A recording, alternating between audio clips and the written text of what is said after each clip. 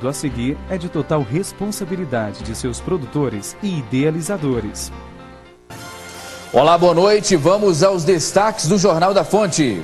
Servidores da educação invadem Câmara de Aparecida de Goiânia. Em assembleia decidiram manter greve. TRE alerta para a final do recadastramento biométrico no estado. Policiais federais fazem dia de greve em todo o Brasil. Operação Manchester da Polícia Civil fecha depósito de cargas roubadas. E ainda, preço do pão francês sobe, puxado pela alta da farinha de trigo. Hoje é terça-feira, 11 de fevereiro de 2014. O Jornal da Fonte já está no ar.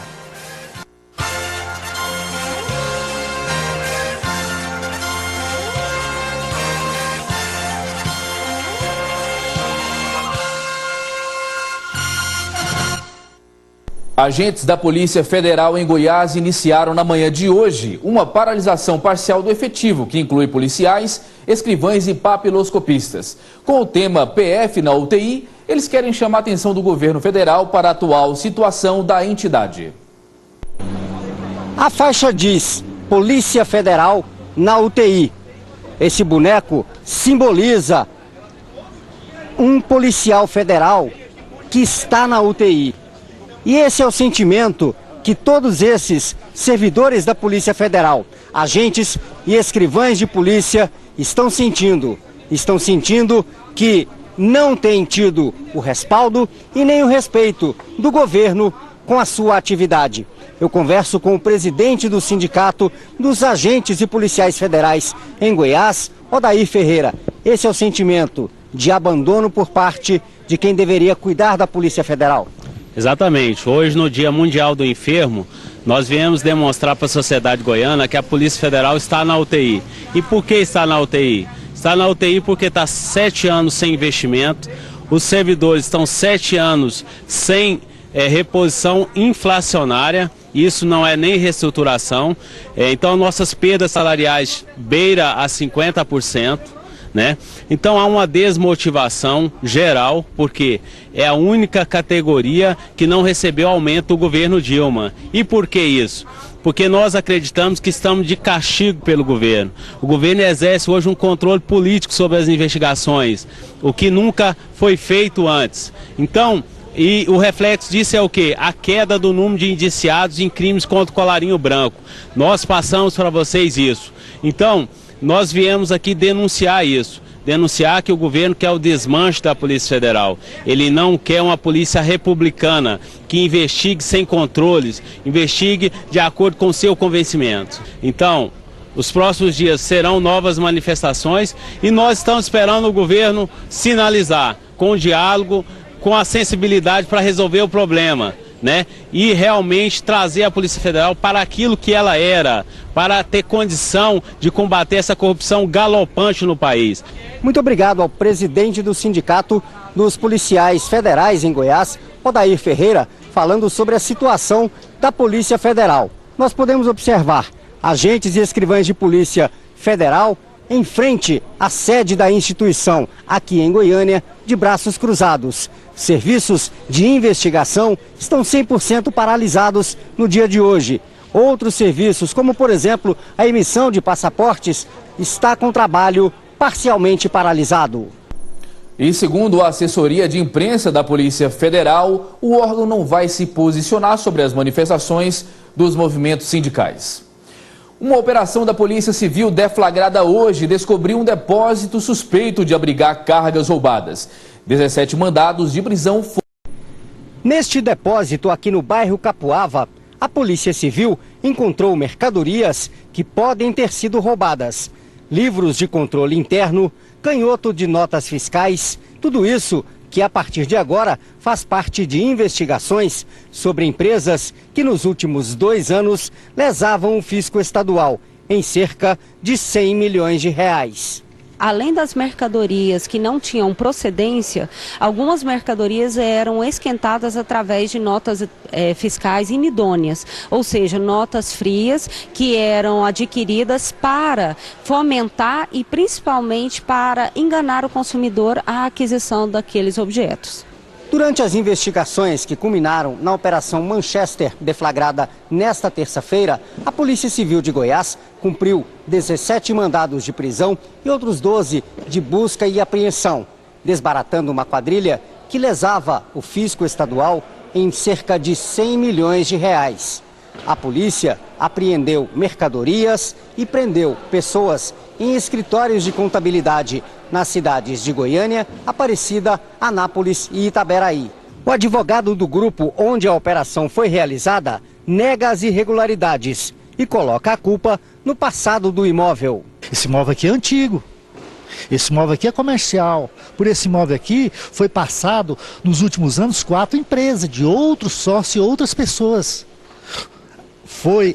A empresa contribuiu no sentido de passar as informações, a documentação, a amostra de alguns produtos que tem etiqueta, que tem o número do lote, referência, para que seja averiguado se posteriormente pode ter ocorrido algum crime. A empresa vai se defender nessa situação. A operação foi realizada em conjunto entre as delegacias de combate a crimes contra a ordem tributária e a Delegacia de Cargas da Polícia Civil.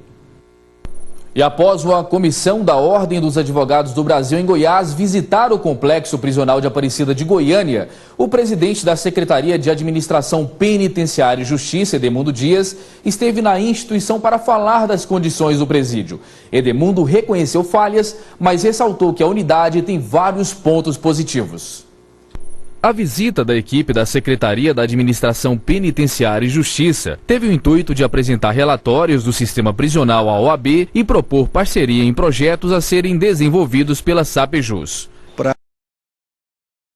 À disposição da Secretaria de Administração Prisional e Justiça e do Estado de Goiás, com as instituições, e aqui no caso concreto com a própria OAB, de parcerias de transparência, de busca de resultado. Na ocasião, o secretário apontou a superlotação no sistema penitenciário como o único problema na atualidade.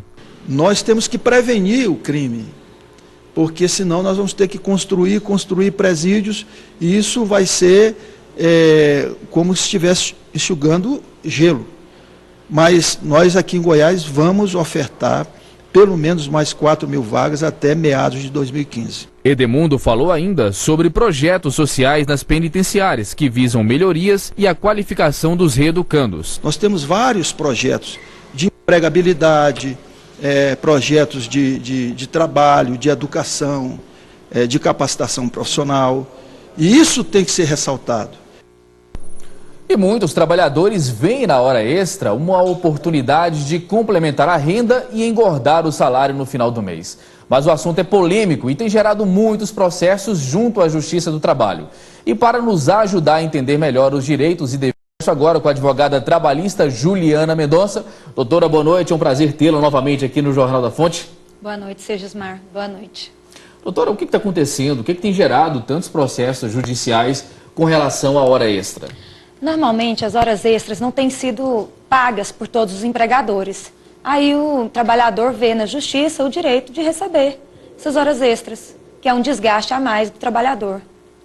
Eu vou te fazer uma pergunta que parece ser óbvia, né? Mas a gente nunca sabe o que a justiça diz a respeito. Todo trabalhador, doutora Juliana, que excede o horário de trabalho, ele tem o direito de receber hora extra ou tem contratos que estabelecem esse não pagamento? Não, todo trabalhador tem direito a receber hora extra, salvo os que têm compensação, que há alguma forma de compensação. Trabalha mais num dia e diminui a carga horária no outro. Mas o empregador, ele pode decidir isso? Decidir, não vou te pagar a hora extra, vou te dar um banco de horas, uma folga? Não é decidir, isso é feito através de convenção coletiva ou acordo coletivo, que é feito através do sindicato e da empresa ou do sindicato do trabalhador e do empregado. E lá é definido as formas que serão feitas, por exemplo, esse banco de horas. Esse banco de horas, a gente tem que observá-lo, porque o pagamento dele, a compensação dele, não pode exceder a 1 ano.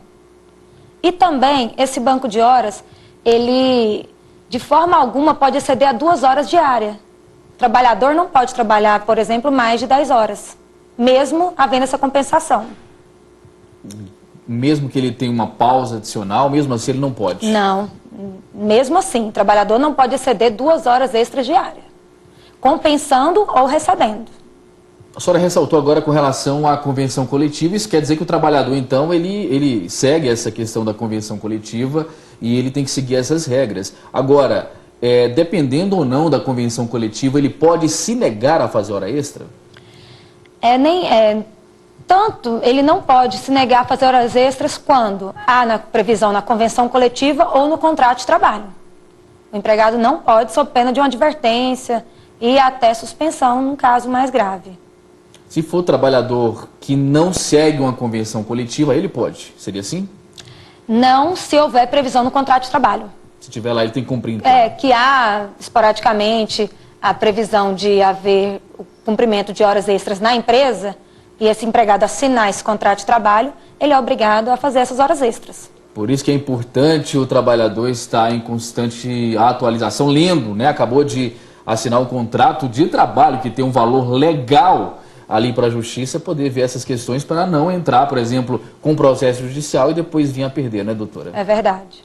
Agora, como que funciona o pagamento de horas extras para quem trabalha nos domingos e feriados?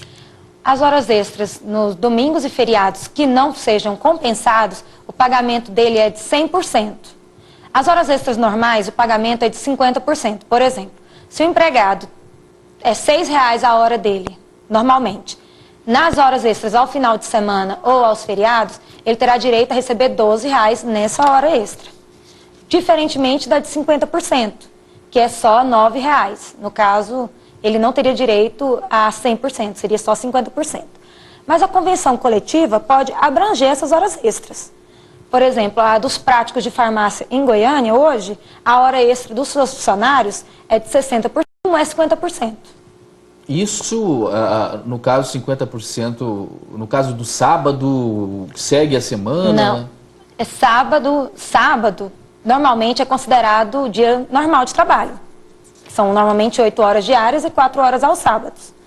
Mas aos domingos e feriados é 100%. Agora, como que algumas empresas não têm relógio de ponto, nem o manual, nem o eletrônico, e como que um trabalhador que fez hora extra não foi declarado no contra-cheque, é possível que ele prove depois uma possível ação judicial?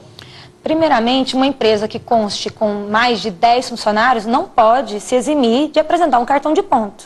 Toda empresa com mais de 10 funcionários é obrigatório ter um controle dentro da sua empresa. Caso a empresa seja pequena, com menos de 10 funcionários, o empregado com testemunha, até o controle de cerca elétrica, ativação, isso aí já pode servir como prova para um empregado numa possível reclamação trabalhista. Muito bem, esteve conosco aqui no Jornal da Fonte para falar sobre a hora extra a advogada trabalhista Juliana Mendonça. Doutora, muito obrigado pela sua participação, por todos os esclarecimentos. A gente percebe que é um assunto simples, mas não tão fácil. Boa noite.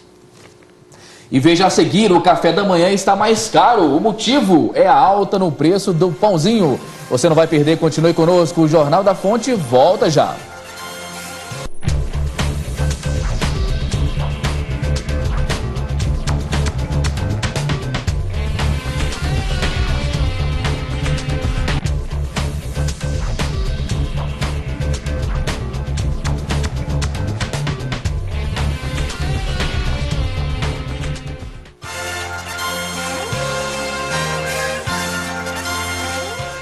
E às vésperas do final do prazo para o recadastramento biométrico, o número de eleitores de Aparecida de Goiânia aumentou. Segundo os dados do Tribunal Regional Eleitoral do município, o total de pessoas que precisam regularizar a situação junto ao órgão soma quase 300 mil eleitores. O prazo do recadastramento biométrico termina no próximo dia 14 e, por decisão do Tribunal Regional Eleitoral, não será prorrogado.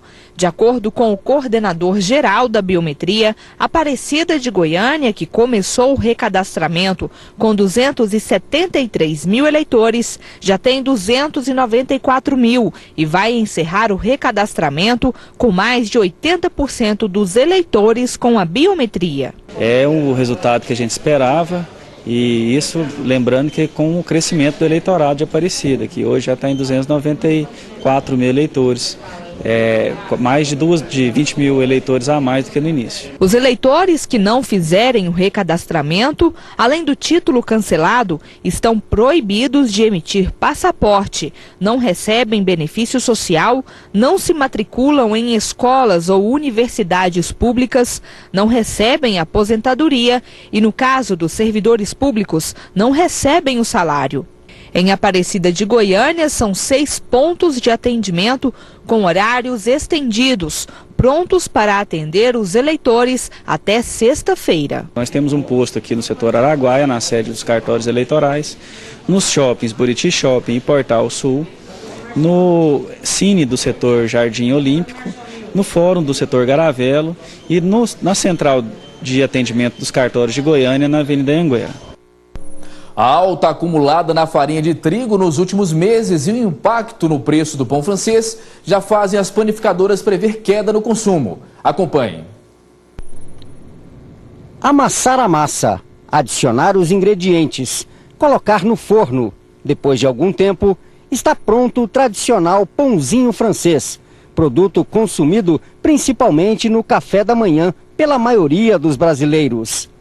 O quilo do pãozinho em Goiânia custa, em média, R$ 8,84, de acordo com o DIEESE.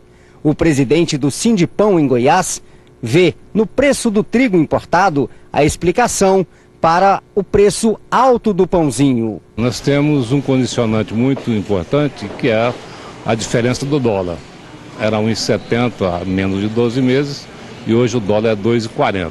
E nós temos que importar 85% do trigo que utilizado no Brasil é importado. Consequentemente, isso foi para o preço da farinha de trigo. O brasileiro gosta do pãozinho, mas nem de longe é considerado o consumidor ideal. Enquanto em países da América do Sul, como o Chile, o consumo chega a 98 quilos por ano por habitante, no Brasil não passa de 35. É uma questão cultural. Nós temos costumes indígenas. Nós, goianos, temos costumes indígenas, mandioca, milho e outras raízes. E nós consumimos muito pouco pães. Mesmo custando caro, quem gosta não abre mão de ter à mesa o pãozinho francês. Sem pão a gente não passa, não. O pãozinho não tem outra coisa melhor que o pão, né? O preço do pãozinho está em alta, o consumo em baixa. Mas o presidente do Sindipão é otimista e acredita que o quadro vai se reverter nos próximos meses. Acredito que ela vai se reverter lá para agosto ou setembro desse ano, vai se reverter com certeza, e nós voltaremos ao consumo que sempre foi, o consumo sempre normal. Em outubro de 2007, o Brasil foi anunciado pela FIFA como o país sede da Copa do Mundo de 2014. Foi muito comemorado pelo então presidente Luiz Inácio Lula da Silva e por boa parte da população brasileira. O clima de comemorações passou e a população começou a entender que a vinda da Copa para o Brasil implicaria uma série de investimentos no país. E para falar sobre os rumos da economia brasileira nesse ano de Copa, eu converso agora com o economista Wellington Rodrigues. Wellington, boa noite. Prazer recebê-lo aqui no Jornal da Fonte. Boa noite, Segismar. Boa noite a todos que nos assistem. Wellington, nós estamos vivendo aí períodos e períodos de várias manifestações. Nós tivemos aí na abertura da Copa das Confederações uma vaia de todo o estádio para a presidenta Dilma, né? O que era algo de se comemorar, a vinda da Copa do Mundo, acabou que algumas pessoas já estão vendo essa situação como despesa. E aí eu te pergunto, essa vinda da Copa do Mundo para o Brasil, ela é mais benéfica ou mais maléfica para a nossa economia? Olha só, o grande trunfo das manifestações é porque você recebe aí altos investimentos, traz um evento, um mega evento esportivo, e quando você olha para a situação interna do país, você vê, de uma certa forma, a infraestrutura deficitária. Nós vimos da reportagem anterior a questão da segurança pública, inclusive federal, estadual também. Nós temos um déficit muito grande de policiais no âmbito estadual. Nós vimos também problemas sérios na questão da saúde, que a atração aí de novos médicos aí não resolve se você não der equipamentos e materiais para esses médicos, esses profissionais trabalharem. E a questão da educação nossa, que está carente também. A gente vem perdendo muito, inclusive nos índices de educação básica e no ranking de educação básica, se você observar o Brasil em relação ao mundo. E aí você pega, a população sente isso diretamente. E ao invés de você pegar esses recursos gerados de superavitário na economia brasileira, através até o próprio PIB da economia brasileira que gera essa riqueza, pegar esse recurso e jogar para investimento em infraestrutura em todas essas áreas. O que a população sente é justamente, você pega esse recurso e você joga ele, você gasta aí, são 12 bilhões gastos somente para atrair a Copa do Mundo, para poder fazer estádio, para poder reformar aeroportos, que ainda não se sabe se vão ficar prontos até a Copa. Então, a população se vê nessa situação de dificuldade, gastando com o que de uma certa forma, assim, nós não estávamos preparados para isso, então é um item desnecessário para a economia nesse momento. Ela vai gerar um certo retorno financeiro, em torno aí de, vão ser aí 140 bilhões adicionais na economia. Mas, de uma certa forma, os problemas continuam. Não se sabe se essa geração dessa receita futura vai transformar novamente em reinvestimento na infraestrutura e nas carências que a população tem. Bom, Wellington, manifestação deveria ter sido feita antes, agora não tem jeito. O evento está aí, vai acontecer no Brasil. E eu te pergunto, quais setores da economia brasileira que devem ser mais favorecidos com a Copa de 2014? Olha, especialmente o setor de construção civil, setores de serviços relacionados às empresas de serviços relacionados a quem presta serviços para essas construtoras, para as companhias de telefonia, para as empresas de desenvolvimento de tecnologia, alimentos e bebidas, principalmente hotéis, bares, restaurantes. Então, assim, nós temos um impacto direto, serviços públicos, saneamento, energia. A gente já tem problemas na questão da transmissão de energia aí que não se resolve e não vai se resolver até a Copa. Não vai se resolver esse ano também, né? Internet banda larga com velocidades abaixo do que as pessoas que vivem em países de primeiro mundo estão acostumados. Eles vão pode ter uma situação pontual lá no estádio, para as pessoas ficarem na rede social se comunicando. Nos hotéis, agora assim, nas 12 cidades sedes da Copa. Agora, o problema estrutural do Brasil não vai ser resolvido aí. Agora, você como especialista, você como economista, Wellington, como que você consegue visualizar o Brasil pós-período Copa do Mundo, a partir do mês de julho? Você acredita que nós teremos um prejuízo estrondoso ou a economia ela tende a ser linear ou até mesmo melhorar? Olha só, nós teremos esse ano, talvez em um acréscimo aí de uns 2,10, né? De alta na economia? PIB, de alta na economia, de aumento da riqueza da economia. Maior que 2013? Maior que 2013. Só que 2015 é que vão começar os problemas. Especialmente que hoje nós temos uma bolha imobiliária, que sabidamente é uma bolha. Há uma especulação imobiliária. Também os estoques de imóveis também não estão, de uma certa forma, diminuindo. Isso aí vai refletir diretamente no próximo ano. Então, no próximo ano, seguramente, talvez um impacto positivo e adicional que a gente vai ter na economia dos bilhões esse ano, não vai se repetir no próximo ano. Porque, do ponto de vista internacional, nós também estamos vendo uma Europa, de uma certa forma, melhorando um pouquinho, porque a economia, para ela tomar um gancho e ela recuperar, a recuperação dela é muito mais lenta. E o mercado americano também, de uma certa forma, melhorando um pouquinho. E isso aí impacta diretamente aqui para nós. Nós temos a questão cambial, que essa entrada de quase 80% a mais de turistas estrangeiros no Brasil para a Copa vai refletir em, talvez assim, uma pressão para que o dólar abaixe, e aí vai refletir no pãozinho, né? Vai refletir no custo do pãozinho, vai diminuir o preço do pãozinho, porque o custo de produção baseado no dólar também vai diminuir. Então, assim, a gente vê assim, um cenário atípico nesse 2014, um cenário de moderação em 2015. Muito bem, esteve conosco aqui no Jornal da Fonte o economista Wellington Rodrigues. Wellington, mais uma vez, muito obrigado pela sua participação. Vamos torcer o Brasil ser campeão e que essa Copa traga benefício para o país. Vamos torcer. A gente aproveita a oportunidade para agradecer mais uma. E essa informação é para quem procura uma oportunidade de emprego. O Outback Steakhouse abre 135 vagas de emprego para a segunda unidade em Goiânia. O novo restaurante será inaugurado no Shopping Passeio das Águas e oferece, além do salário, benefício e planos de carreira. Os candidatos interessados devem comparecer entre 17 de fevereiro e 1º de março, de segunda a sábado, das 10 horas da manhã às 6 horas da tarde, no Passeio das Águas Shopping, que fica na Avenida Perimetral Norte, esquina com a Avenida Goiás, na Sala R9, na Praça de Alimentação. Após a Assembleia, servidores da Educação Municipal de Aparecida de Goiânia decidiram manter os braços cruzados. Os grevistas ainda invadiram a Câmara do município. Os servidores administrativos da educação ocuparam um plenário para reivindicar a reestruturação do plano de carreira, aumento no valor do Vale Alimentação, que há 9 anos é de R$ 40 e licença-prêmio para a categoria. Primeiro, o plano de carreira dos servidores administrativos da educação. Porque sem um plano de carreira não há nenhuma garantia, não se resguarda nenhum direito dos servidores administrativos.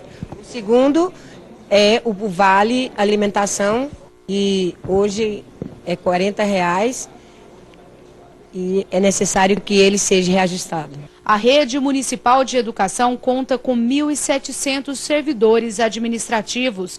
De acordo com o Sintego, 95% deles aderiram à paralisação, o que deve afetar a condição de ensino de 35 mil alunos. É o momento em que a categoria consegue mostrar para a comunidade a importância do trabalho dele, a importância de ter uma escola limpa, a importância de ter uma alimentação adequada, seguindo um calendário nutricional.